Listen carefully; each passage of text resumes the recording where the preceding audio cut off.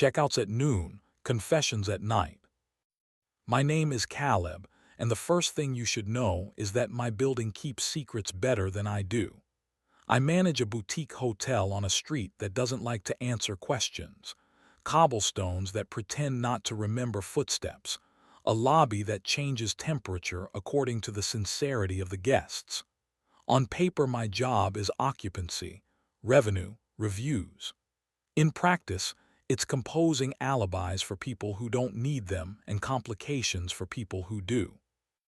I carry a ring of keys that knows the names I've learned to forget, and a pocket notebook that smells like printer ink and basil, because the bar insists on being significant. I live with Ian. He's a furniture maker who believes wood has a sense of humor. He comes home with curls of walnut behind his ears, glue lines on his knuckles, and sawdust in places the city won't discuss. We've been together 4 years, long enough to have favorite lies. On our fridge, there's a crooked index card with a blue line through the middle. Above it, say before noon. Below it, try anyway. The Tuesday the hotel sighed in relief and I didn't. The guests were well behaved and the elevators chose not to flirt with electricians. At 11:40, I watched a couple at the bar propose to each other with expressions that could be mistaken for exercises. At 11:48, the joint email Ian and I use for deliveries tapped my phone. Thank you for your stay, the Astor. Time, 12:073:05. Points, 200 added. Noon bent around the text like a doorframe around a man who regrets being tall. I didn't call. Our rule for anything that isn't yet a disaster is 2 loops around the block before nomming it. My block is the hallway behind the ballroom, the one lined with mirrors that pretend to reflect. I walked it twice. The housekeeping cart closest to me had forgotten its sense of humor. The ice machine coughed the sentence all utilities know. You already know. There are ways to look a man in the mouth and other ways to look him in the eyes. I practice both for a living. At one, I went to the service entrance to smoke a cigarette I do not smoke. The alley smelled like decision fatigue. Ian texted, shop slammed, delivery delay, tonight, and added a heart that had the grammar of a question mark. I wrote back, tonight, and the word felt heavy. At 3:20, a man checked in and taught the lobby how to stand still. He wore a suit in defiance of weather and a smile that treated strangers like mirrors. I'm under car, he said, which I decided was a reference and not a name. He was out of the elevator before the bellman remembered to be impressed. I gave him a room at the end of a hallway because some men need the practice. At 5, the bar started to forget itself in the right direction. I policed the music like a confession. Softer, slower, right there, now stop. A woman in a red dress touched the rim of her martini glass as if it were the only instrument that would let her play. A married man pretended he couldn't read the bartender's handwriting. The hotel's bones hummed like a singer warming up. Ian arrived at 7 with glue on his forearm and dark circles that claimed union representation. He kissed my neck where professionalism goes to stretch and said, "You look like a man who knows where dusk lives." I said, "I'm managing," and he held my wrist long enough to keep the word from breaking. He said, "Come by the shop after your shift." I kept the lights good for us, and I pretended not to hear the double meaning. At 9:20, I took the elevator to 12 because something on the cameras suggested smoke that wasn't metaphor. The corridor smelled like expensive soap trying to apologize. As I turned the corner, I almost collided with the man under car. His tie had changed its mind. He smiled as if we had been introduced to each other in a more interesting life. "Evening," he said. "Do you ever tire of being in charge of entrances?" "Exits," I said. "Entrances manage themselves." "You speak in subtitles," he said, and the compliment had teeth. I do not normally allow the hotel to become my accomplice. Tonight it volunteered. A housekeeping master key had not been returned. 20 minutes later, it opened a door it was not supposed to open. Behind that door, a wife whose name I knew for check-in and not for conversation stood with someone who was not her husband, and the hotel did what all old buildings do: it became invested. He was beautiful in the way men are when they've been warned about themselves. She was beautiful in the way women are when they are not asking permission. They were careful with each other's wrists and uncareful with everything else. I watched for one beat longer than a professional, then closed the door with the gentleness of a priest adjusting a cloak. I told the camera the wrong story. The hotel believed me. I did not believe myself. This is where the body becomes a problem. I went to the shop at midnight and Ian had kept his promise. The lights were low and particular. He had 2 tumblers, one with bourbon and one with the optimism of water. He leaned against a workbench he'd built to hold the weight of another man's sins and said, "Come here." There are ways to apologize without grammar. His hands smelled like walnut and patience. He pressed his mouth against my throat as if there were lab results due. I said his name the way you say it when you remember what it's for. He put my back against the cabinet where he stores clamps and the humor of the gods. He breathed, "Tell me when," and I said, "Now." And the rest was what happens when bodies choose verbs instead of adjectives.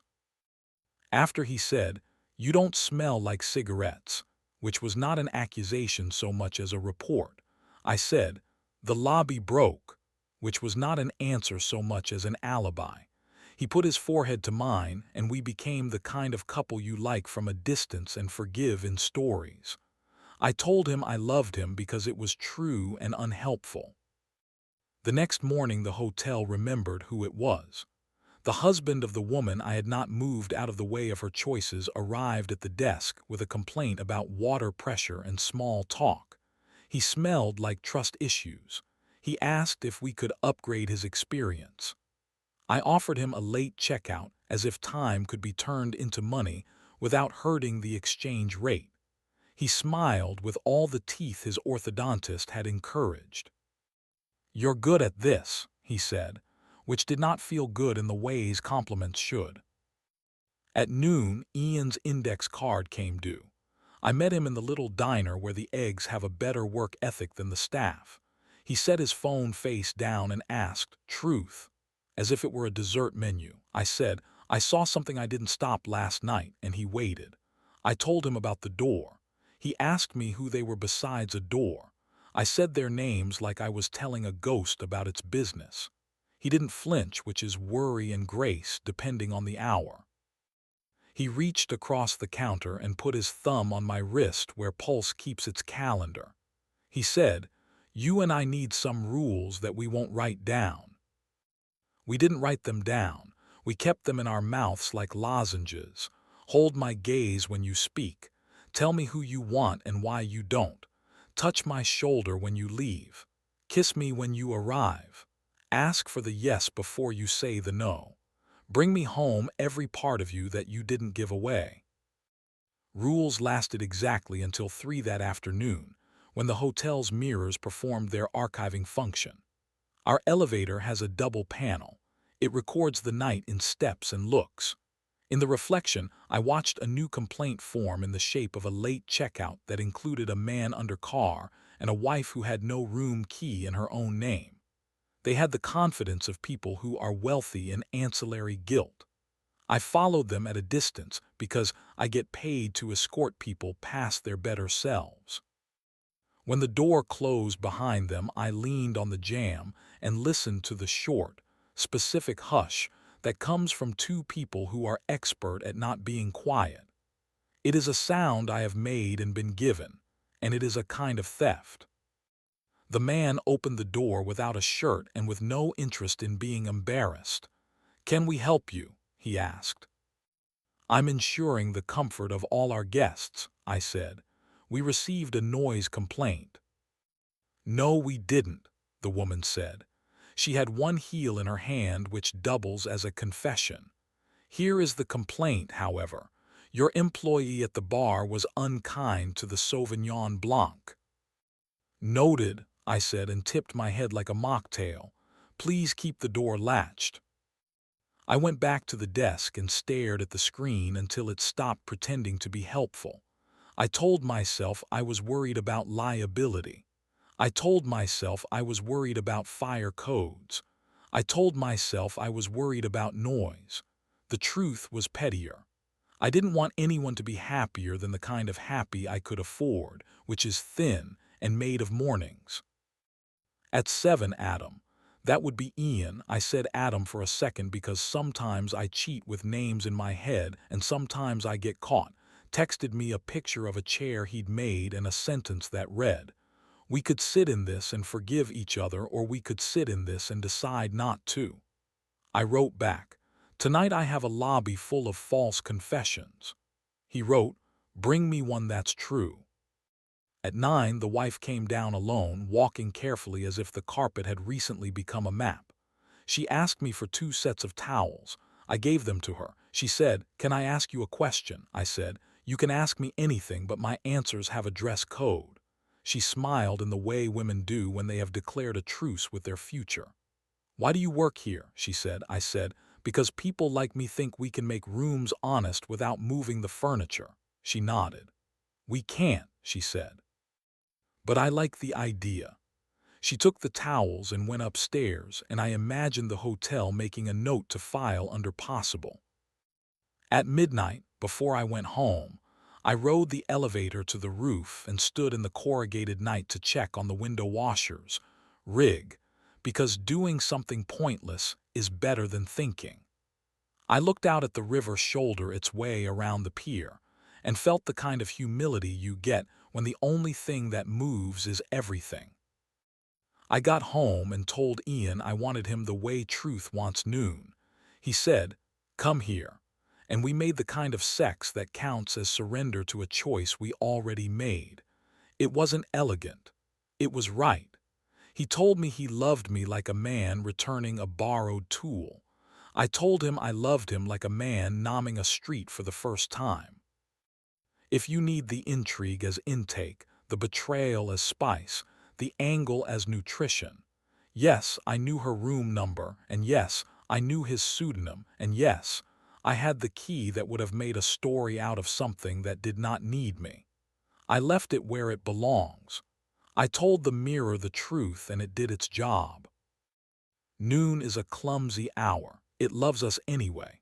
This morning the hotel was already a man making a bed with one hand while checking out of himself with the other. I poured a coffee at the staff machine and watched it insist on being bitter. A child dragged a suitcase bigger than his plan. A man asked if we'd keep his secrets and I told him we do bulk discounts. Ian texted me a picture of the chair he'd made and wrote, "Come over at lunch. We'll try the forgiving version." I think we will. And if the city allows it, and if the mirrors agree, and if I can keep my hands where they belong, we will sit in that chair and tell each other what the orchids refuse to. That rooms don't make promises, people do. The switches of the city, if you'll believe me, keep trying to line themselves without complaint. For a few hours, sometimes they succeed.